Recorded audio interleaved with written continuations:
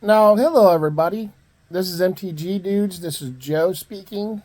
Sorry it's been so long since I've done a video, and I know this is just me talking today, but I just had a surgery on my arm, so um, I've been working my tail off at my jobs to um, get my bills to be in a good spot so I can get surgery and take time off. I'm planning on getting back into video games in the game of making videos. I'll put it that way. And I'm looking at some exciting stuff. I'm looking at hitting um, Castlevania is one of my favorite games. I really want to hit on that. I want to get back on some Magic stuff. I want to get back on Star Wars, especially. I have really been wanting to get into that, and I just haven't done it. It's just been a really crazy year last year. Made good money at my jobs. This is more of a hobby doing this. And I love the Star Wars card game. So my two thoughts, and I know this might get a lot of views, it might not, I don't know. But obviously, like I said, I'm in a sling. Can't do much. Um, but so I'm gonna be doing a lot of Star Wars. Carablast, I don't know if you guys have noticed, give me some feedback. It seems like when I try to do Carablast, everything keeps freezing on me mid-game. Either my opponents or I am being disconnected, or it's just freezing, so we have to log out, log back in. Somebody gets a loss. It is what it is. Um, but no, I'm really enjoying Star Wars. The first set, I was trying to just come up, be creative, and I was really enjoying it. And people were like, you really need to concentrate on certain decks and concentrate on the competitive scene. And so the second set, I did a whole bunch of I'm trying to build this meta deck, and then I'm trying to build my own decks around the meta deck to try to take on the meta decks. And it's just I was not happy. I thought the I thought the set itself was underwhelming. I think part of that was the fact that when I did the first set, I got two showcases, I had two faders, I had two Lukes, I had a Bubba. I mean, I had money cards, and I was excited about it. And I had two showcases, and I was just naturally from not buying, but just from opening packs and coming across them. My very first box, my very second pack, and I had a guy that was watching me open it, and he was all excited because when I opened it, I had a Chirrut showcase, and it was so exciting. And the second set, when I did my box openings for the second set, I had zero showcases, and that sucked. I ended up getting two of them. I have two from the first set, two from the second set, and I got one from the third set. But I really liked the mechanics from. I know it was only two new mechanics with coordinate and exploit. I like the tokens. I mean, I feel like it's starting to compete with Magic in a lot of ways. And this next set, to be honest, I'm thrilled about. For one, obviously, I'm a big Star Wars fan.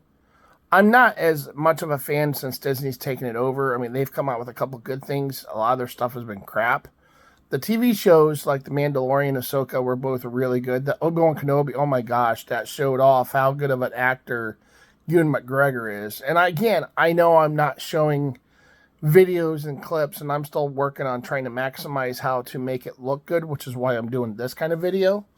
But this new set, a lot of people are arguing over it, good or bad. Honestly, I am hyped about it. I am super stoked. I think there's a lot of really good mechanics coming in.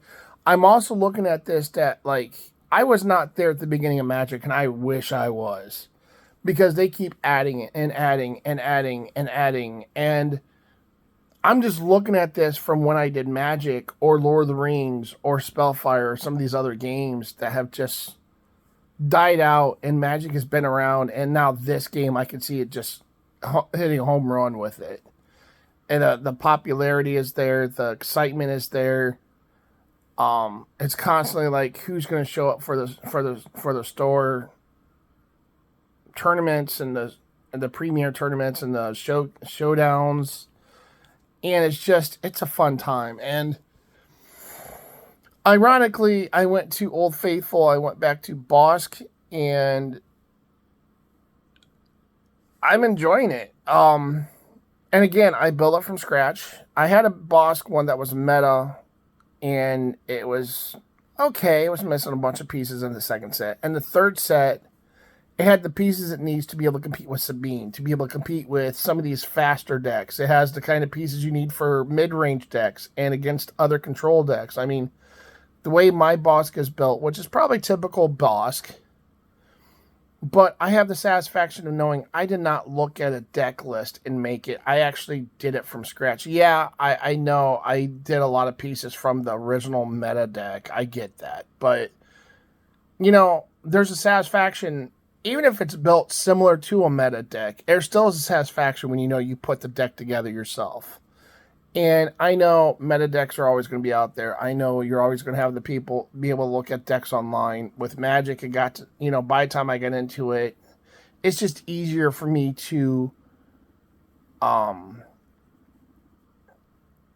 it's just easier for me with Magic when I do, especially Commander, to take a deck, test it, and then tear it apart and remake it to how I want it, how it fits me. And I think that's a key component to a lot of things. You either have the people that are really good for making home brews, and you have the people really good that are good with somebody else's decks, and you have the people that are really good with taking a deck, tearing it apart, and making it your own.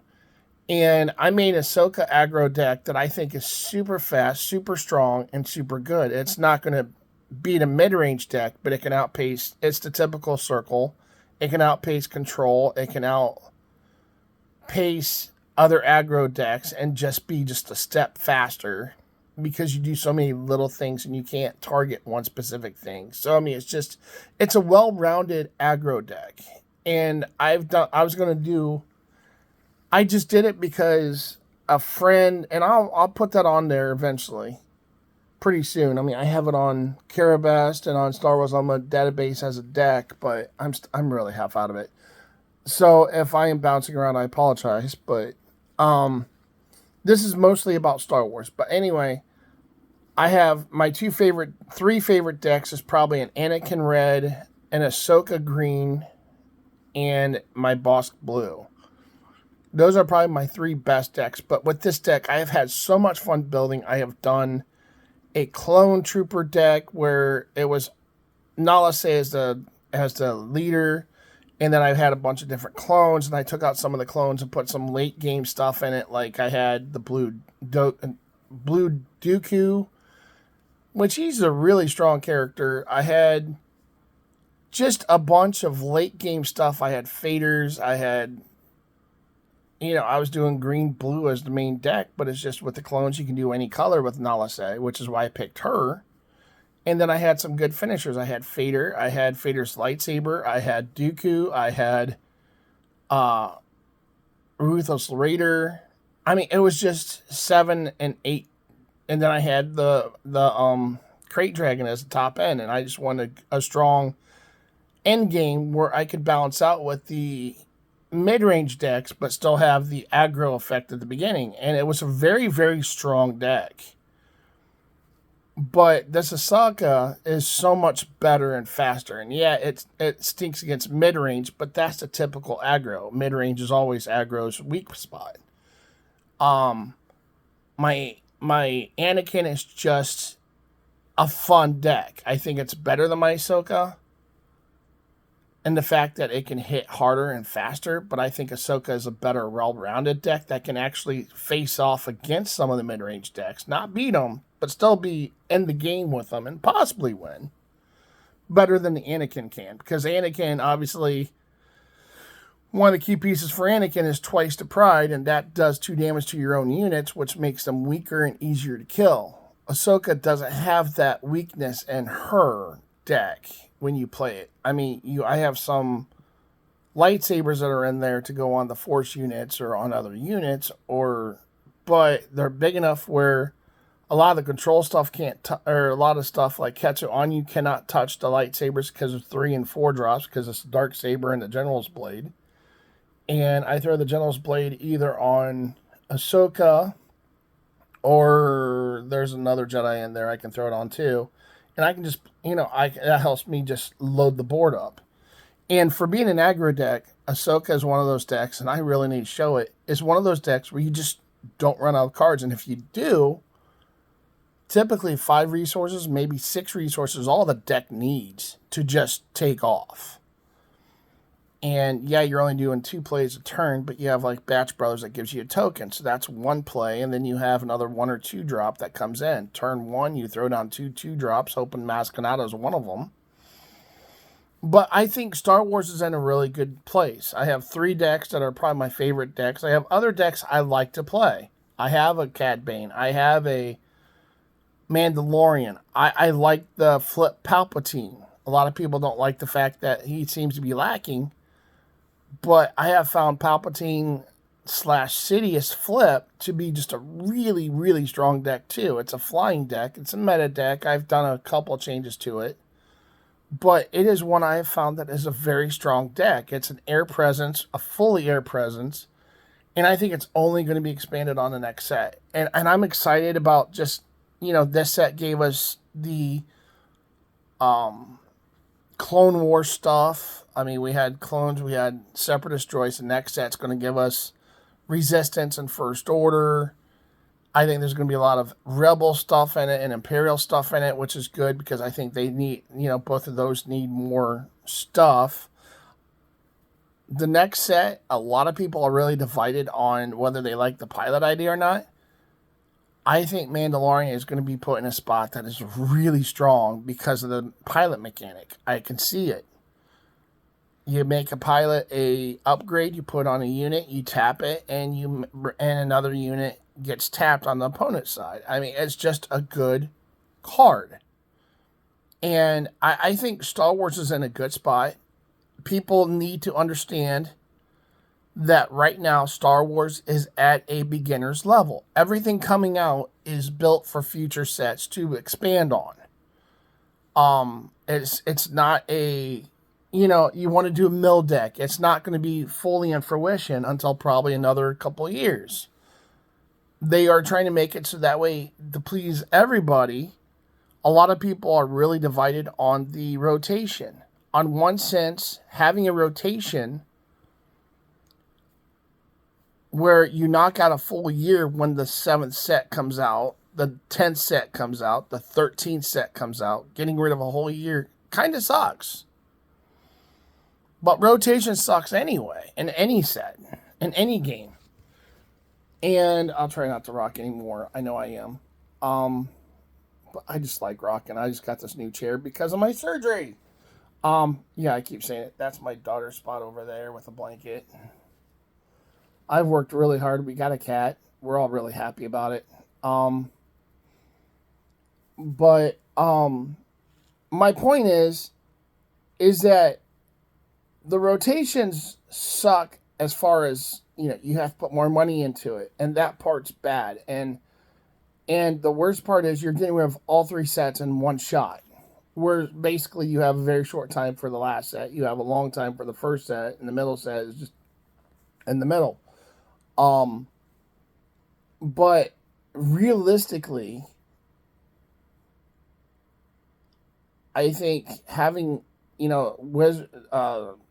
FFG is trying to balance it out where they keep trying to add more mechanics each set, 1 or 2, maybe a couple more, maybe less, different things, different tokens. We have flying tokens like TIE Fighters coming out and X-Wings. I'm assuming X-Wings since TIE Fighters are coming out.